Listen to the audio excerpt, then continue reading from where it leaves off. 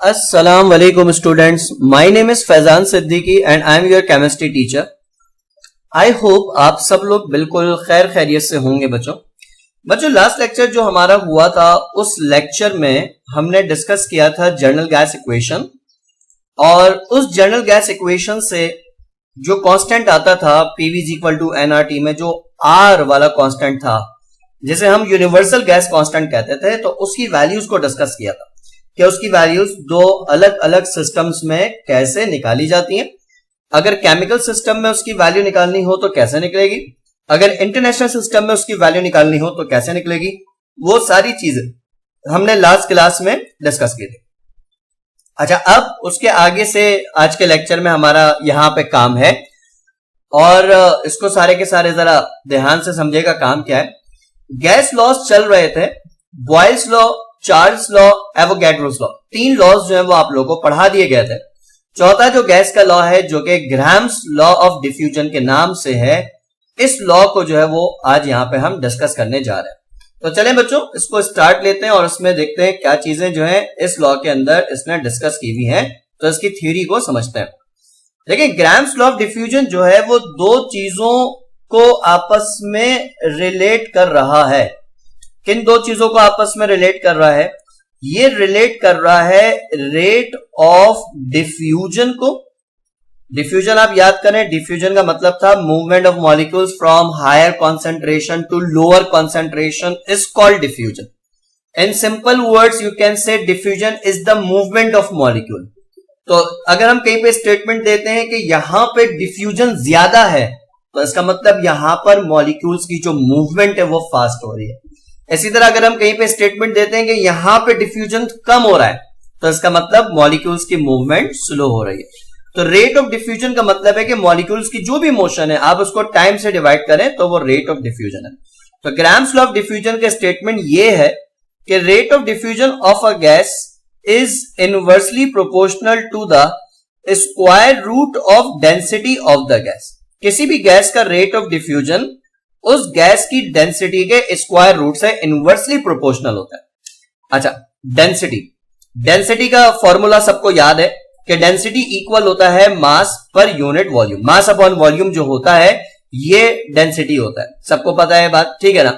लेकिन यहां पे डेंसिटी के अगर हम फिजिकल सेंस की बात करें तो किसी भी चीज की डेंसिटी ये बताती है कि वो चीज कितना ज्यादा हैवी या कितना ज्यादा वो लाइटर है।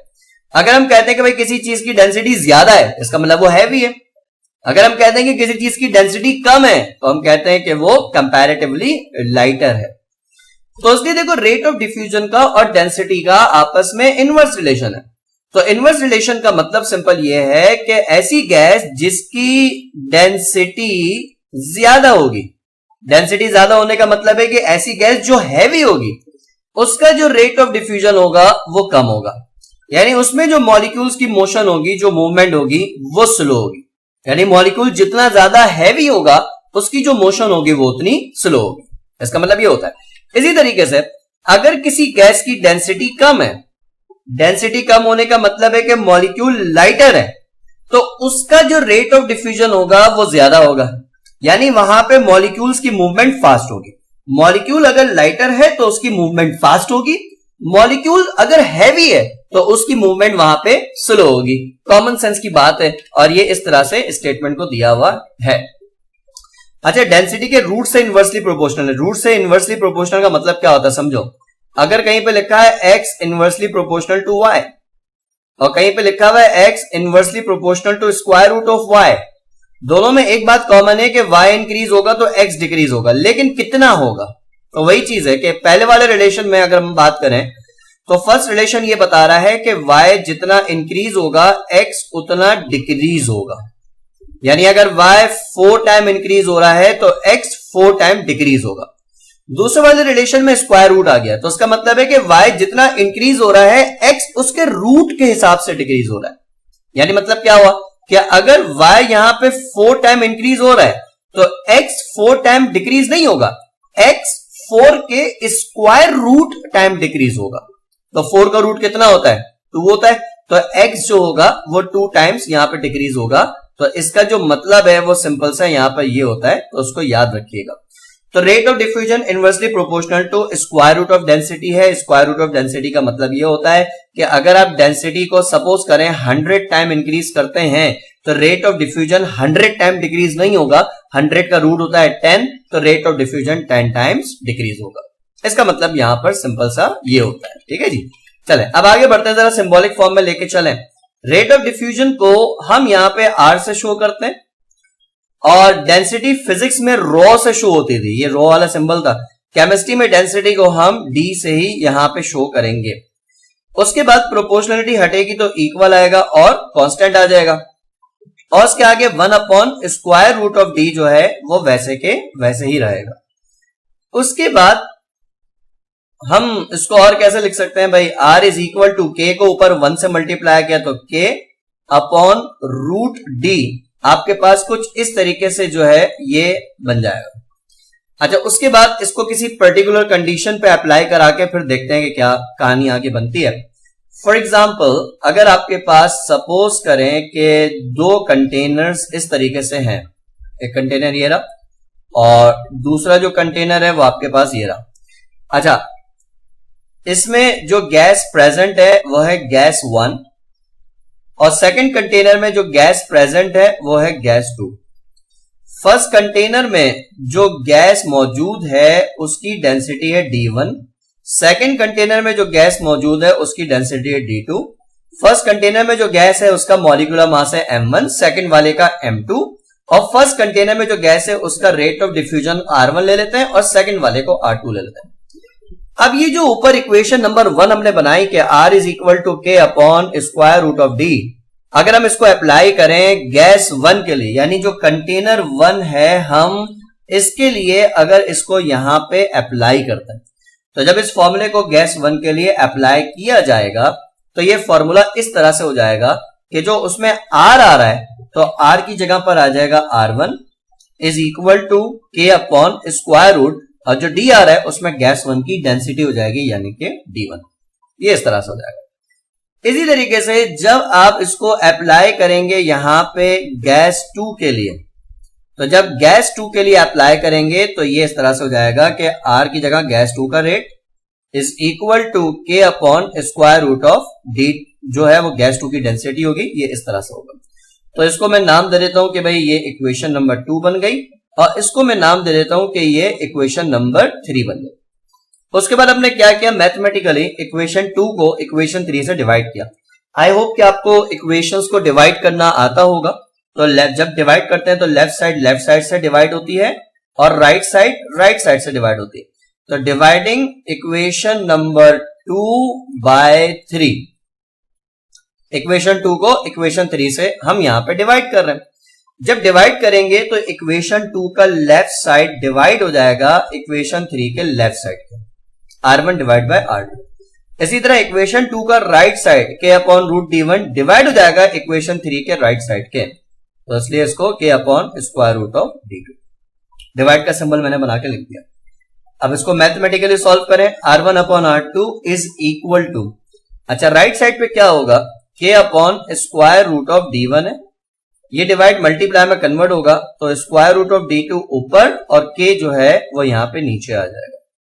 फिर उसके बाद क्या होगा, k से k कैंसिल हो जाएगा और इससे कैंसिल होने के बाद R1 upon R2 is equal to, ऊपर बचेगा स्क्वायर रूट ऑफ D2 और नीचे बचेगा स्क्वायर रूट ऑफ D1। फिर D2 पे अलग रूट है, D1 पे अलग रूट है, दोनों को एक ही रूट में लेकर आ गए।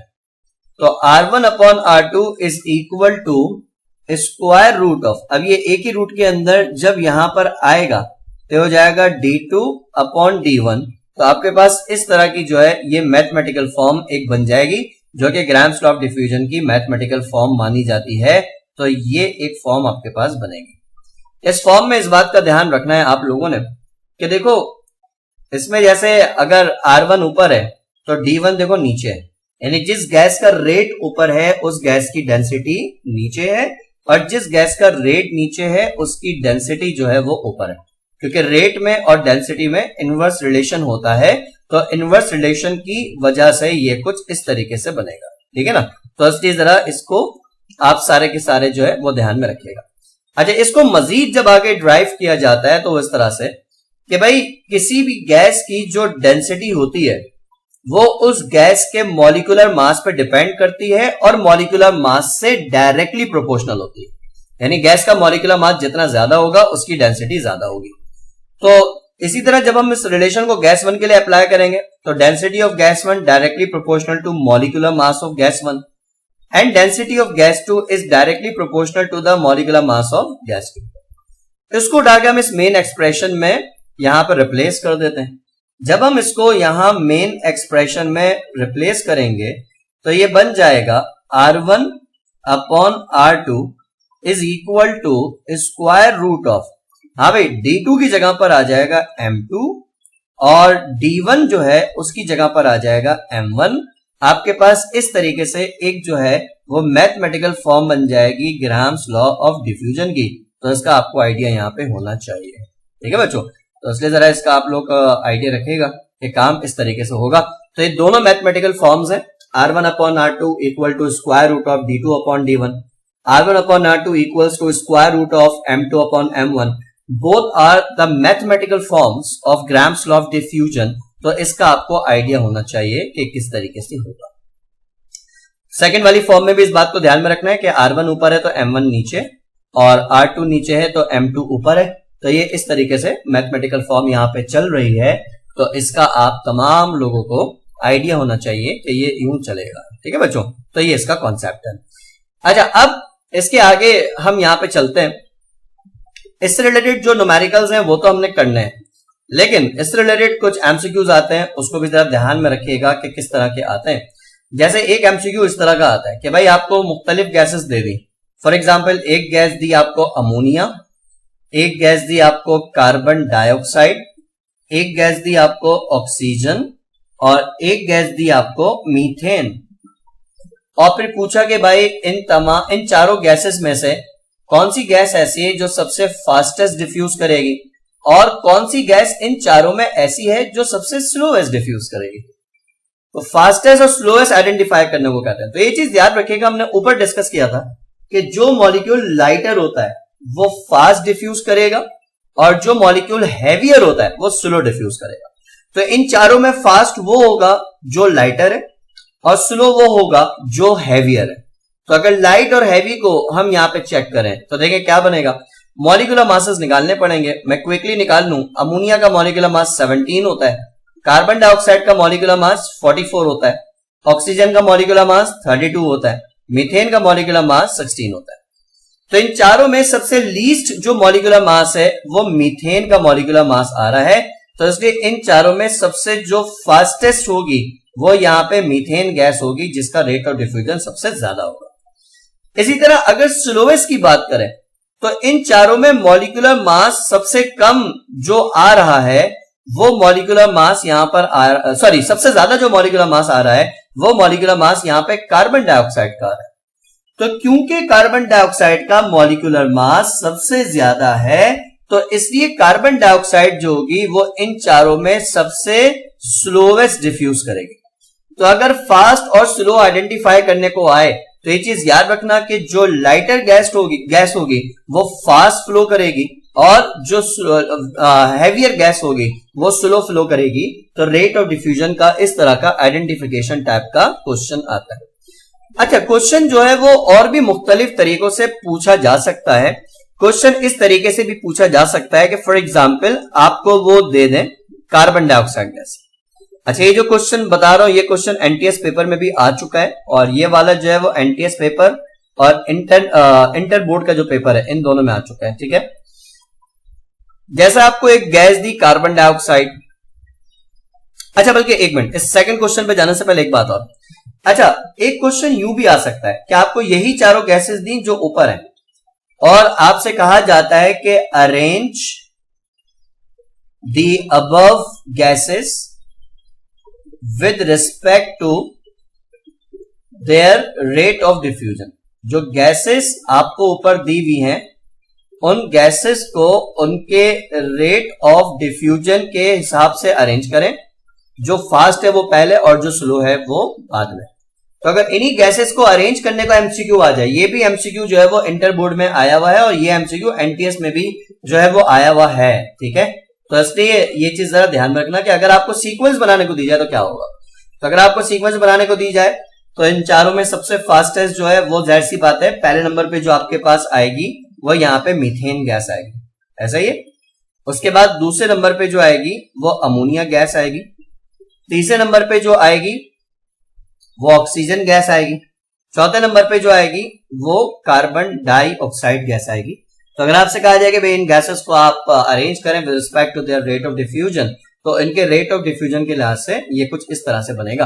तो इसलिए इस तरह का सीक्वेंस बना के दिया जा सकता है और आपको कहा जाता है कि सही सीक्वेंस आइडेंटिफाई करें, तो आपको आइडेंटिफाई करना आना चाहिए। एक क्वेश्चन और एनटीएस में था, वो ये था कि इन्होंने कुछ गैसेस दी, जैसे कार्बन डाइऑक्साइड गैस दी, साथ में इन्होंने मीथेन दी CH4 और इथेन दी C2H6 और प्रोपेन दी C3H8 और ब्यूटेन दी C4H10 और नाइट्रोजन डाइऑक्साइड दी NO2 और नाइट्रस ऑक्साइड दी N2O, लाफिंग गैस जिसे कहते हैं, और नाइट्रिक ऑक्साइड दी NO। कुछ इस तरह का क्वेश्चन। अब आपसे पूछा कि बताओ इनमें से कौन कौन सी गैसेस ऐसी हैं जिनका rate of diffusion carbon dioxide के रेट ऑफ डिफ्यूजन के बराबर है। कौन कौन सी गैसेस ऐसी हैं जिनका rate of diffusion carbon dioxide के रेट ऑफ डिफ्यूजन के बराबर है। तो इसमें यह चीज आप ध्यान में रखिएगा कि भाई दो गैसेस का रेट ऑफ डिफ्यूजन उस वक्त बराबर होता है जब उनका मॉलिक्यूलर मास बराबर होता है। तो इनमें से उस गैस का rate of diffusion carbon dioxide के बराबर होगा जिसका मॉलिक्यूलर मास कार्बन डाइऑक्साइड के बराबर होगा। तो अगर हम चेक करें, कार्बन डाइऑक्साइड का मॉलिक्यूलर मास होता है 44, बाकी गैसेस का मॉलिक्यूलर मास निकालना पड़ेगा, मैं रफली निकालूं। मीथेन में कार्बन 12 और हाइड्रोजन 4, 16 हो जाएगा। इथेन में कार्बन का 24, हाइड्रोजन का 6, 30 हो जाएगा। प्रोपेन में कार्बन का 36 और हाइड्रोजन का 8, तो ये हो जाएगा 44। तो देखें कार्बन डाइऑक्साइड और प्रोपेन इन दोनों गैसेस का जो मॉलिक्यूलर मास है वो सेम है, तो इनका रेट ऑफ डिफ्यूजन सेम होगा। अच्छा, और आगे निकालते हैं। C4H10 ब्यूटेन, इसका मॉलिक्यूलर मास जो निकलेगा 48 + 10 58 निकलेगा। नाइट्रोजन डाइऑक्साइड का निकालें 32 + 14 46 हो जाएगा। नाइट्रस ऑक्साइड का निकालें 28 + 16 44 हो जाएगा। अब देखो इस गैस का भी जो मॉलिक्यूलर मास है वो कार्बन डाइऑक्साइड के बराबर है, तो इसका rate of diffusion carbon dioxide के बराबर होगा। NO का निकालें, नाइट्रोजन 14 और ऑक्सीजन 16 हो जाएगा। तो 16 में 14 ऐड करें तो ये 30 हो जाएगा। तो इसका मतलब क्या हुआ कि इस MCQ का आंसर क्या बनेगा कि rate of diffusion of carbon dioxide is equal to the rate of diffusion of propane is equal to the rate of diffusion of nitrous oxide, laughing gas. तो ये जो तीनों गैसेस हैं, इन तीनों गैसेस के रेट्स ऑफ डिफ्यूजन इक्वल होते हैं। Rates of diffusion इसलिए इक्वल होते हैं क्योंकि इनके जो मॉलिक्यूलर मासेस होते हैं वो एक दूसरे के इक्वल होते हैं, इस वजह से। तो ये एमसीक्यू जो है वो एनटीएस पेपर में आता रहा है, तो इसलिए जरा इसको ध्यान में रखिएगा, ये कॉन्सेप्ट है। तो फिलहाल बच्चों आज के लेक्चर को इतना ही रखते हैं। जो हमारा नेक्स्ट लेक्चर होगा इंशाल्लाह ताला, उसके आगे मैं डाल्टन्स लॉ पढ़ाऊंगा, उसके बाद रियल गैस, आइडियल गैस का टॉपिक्स वगैरह आएंगे, उसके बाद फिर हम न्यूमेरिकल्स की तरफ चले जाएंगे। तो इंशाल्लाह ताला नेक्स्ट लेक्चर में इसके आगे से कंटिन्यू करेंगे। थैंक यू सो मच बच्चों, अपना बहुत बहुत ख्याल रखिएगा बेटा, टेक केयर, खुदा हाफिज।